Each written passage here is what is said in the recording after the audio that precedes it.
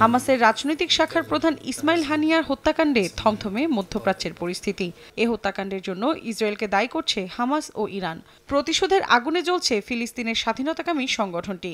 সরাসরি হামলার নির্দেশ দিয়েছে ইরানও।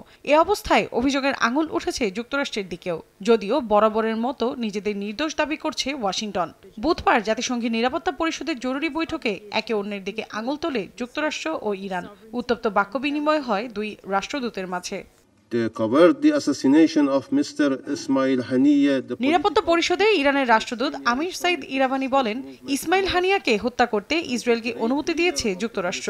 মার্কিন গোয়েন্দা সমর্থন ছাড়া এটি সম্ভব ছিল না উল্লেখ করে তিনি বলেন, যুক্তরাষ্ট্র কোনোভাবেই এই দায় অস্বীকার করতে পারে না।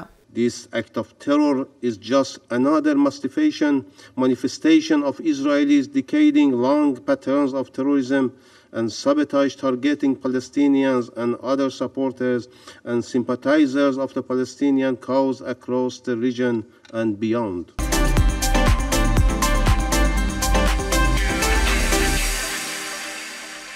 এ অভিযোগ অস্বীকার করে যুক্তরাষ্ট্রের রাষ্ট্রদূতের দাবি, হানিয়া হত্যাকাণ্ডে তাদের কোনো হাত নেই।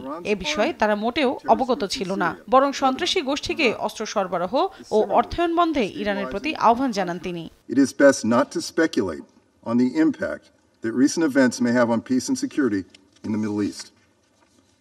A broader war is neither imminent nor inevitable. ফিলিস্তিন ইস্যুতে এতদিন ইসরায়েল ও হামাসের মধ্যে যুদ্ধ চললেও ইসমাইল হানিয়া নিহতের পর যুদ্ধের বারুদ ছড়িয়ে পড়ার শঙ্কা দেখা দিয়েছে গোটা মধ্যপ্রাচ্যে, যা নিয়েও আলোচনা হয় নিরাপত্তা পরিষদে। মৌসুমী সাথী, সময় সংবাদ।